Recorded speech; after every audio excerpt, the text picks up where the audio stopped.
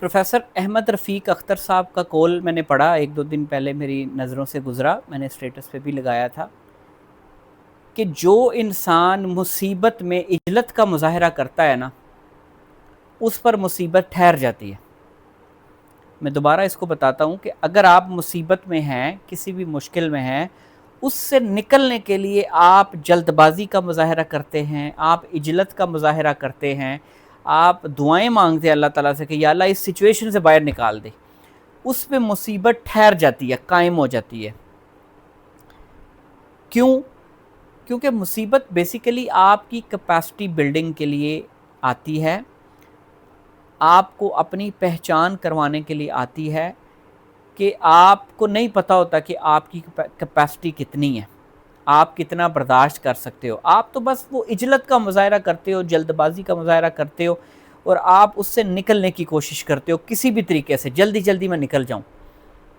हमारे most of the times यहाँ पे हमारी सोसाइटी में हमें हमारी मुश्किलात ख़त्म ना होने का सबसे बड़ा सबब यही कि हम जल्दबाजी करते हैं उससे निकलने के लिए। मुझे याद है कि जब मैं बिज़नेस कर रहा था तो बिज़नेस करते हुए इट वाज लाइक 7 इयर्स, तो something struck my mind, I got inspiration, I got influenced by different speakers. मेरी सोच का रुख बदला, मुझे थोड़ी रिकग्निशन हुई कि यार मेरी कम्युनिकेशन, मेरी डेडिकेशन, मेरी सिंसियरिटी और मेरा जो सादापन, वो उस शोबे के लिए मुनासिब नहीं जिस शोबे में मैं काम कर रहा हूँ। ये मुझे कहीं किसी तरीके से ये रियलाइज़ हो गया। तो मैंने उस वक्त ये चाहा कि मैं उस पोजीशन को छोड़ दूं फौरी तौर पर। क्या चाहा ये एक अलहदा डिस्कशन है।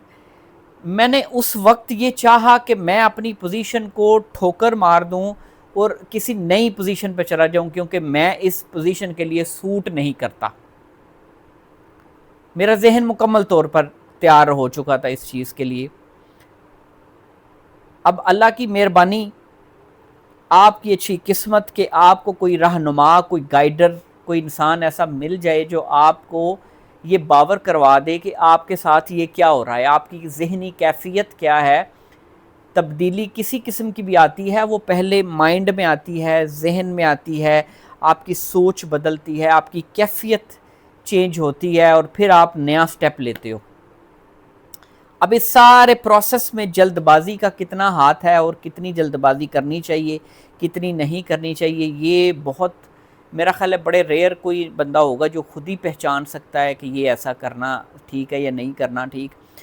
You always need some kind of person, some senior person who can guide you, who can look at your situation. अब यहाँ पे ये सवाल ये भी पैदा होता है कि कोई बंदा आपकी सिचुएशन को किस तरह इतना डीपली एनालाइज कर सकता है। बड़ा ये लॉजिकल सवाल है कई लोगों का। तो बिल्कुल ऐसा है। देखो, ये अब कई लोग होते हैं जो सेम सिचुएशन से गुजरे होते हैं। अल्लाह से दुआ किया करें कि वो ऐसे लोगों के साथ अल्लाह मिला दे कि वो अपनी सिचुएशन से रिलेट करके आपकी सिचुएशन समझ जाते हैं और आपको वो गाइड कर देते हैं।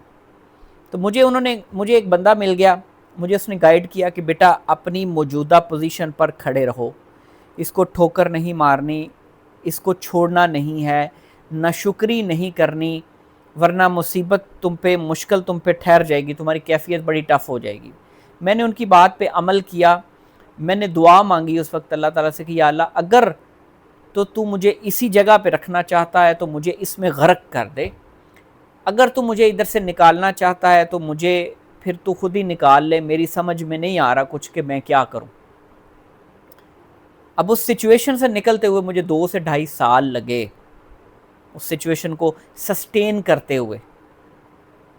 तो मुझे ये वाक़या उस प्रोफेसर अहमद रफ़ीक अख्तर साहब की बात से याद आ गया, तो मैंने मुनासिब समझा आप लोगों तक पहुँचाऊँ कि मेरे पास और भी बड़े सवालात आते हैं इस किस्म के, कि लोग अपनी मुश्किल बयान करते हैं और लोगों की कोशिश होती है कि फ़ौरन हमें कोई चीज़ ऐसी बताएं कि हम इससे निकल जाएं। कई लोगों को मैं फ़ौरन जवाब नहीं देता, कई लोगों को मैं जवाब देता हूं तो उनको कहता हूं कि यार अभी रुक जाओ, अभी कोई फ़ैसला ना करो, वेट करो, इंतज़ार करो। کیونکہ مجھے کسی کی طرف سے گائیڈنس ملی. اب میرے پاس سوال جو میں خود نہیں بلاتا کسی کو سوال کرنے کے لیے, میرے پاس آ جاتے ہیں سوال, تو میں پھر ان کو جواب دینے کے لیے تھوڑا انتظار کرتا ہوں کہ یار انتظار کرو, اللہ کا حکم آنے کا انتظار کرو, تھوڑا سا ویٹ کرو, اللہ بہتر کوئی نہ کوئی حکم لائے گا اپنا.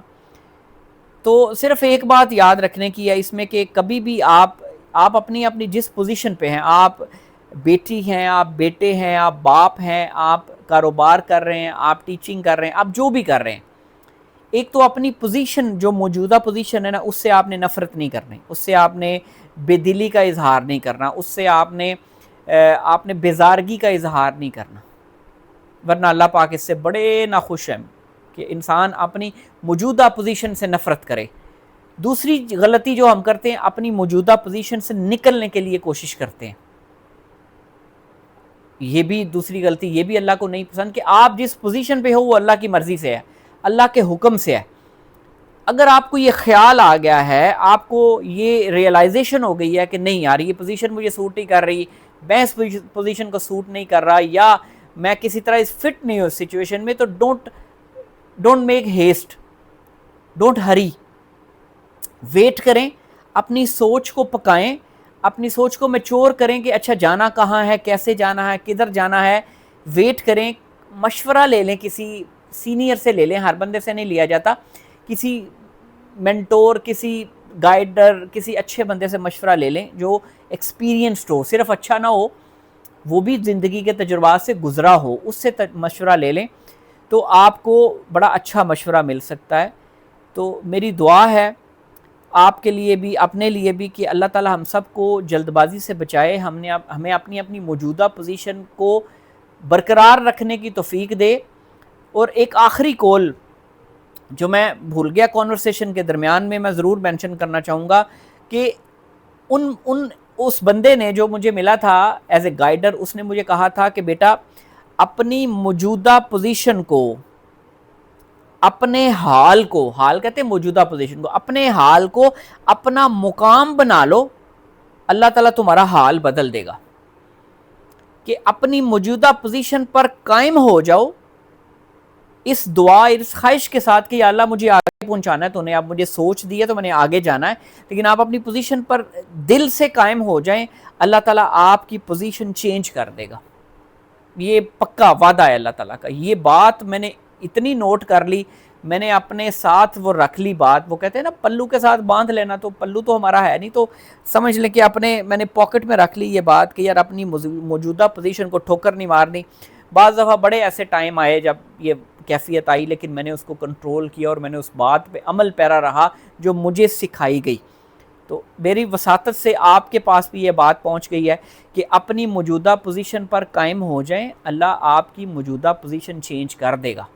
وہیں پہ ایڑیاں رگڑیں کھڑے ہو کے سوچیں ضرور, خواہش کریں آگے جانے کی, یہ نہیں کہ خواہش روک دینی ہے, لیکن اپنا کام صحیح طریقے سے کریں جو آپ کر رہے ہیں, پھر اللہ تعالیٰ آپ کی پوزیشن چینج کرے گا. اپنی دعاؤں میں یاد رکھیے گا. انشاءاللہ نیکسٹ ویڈیو کے ساتھ لائف لرننگ کے چینلز پہ آپ کے پاس حاضر ہوں گا. Thank you very much.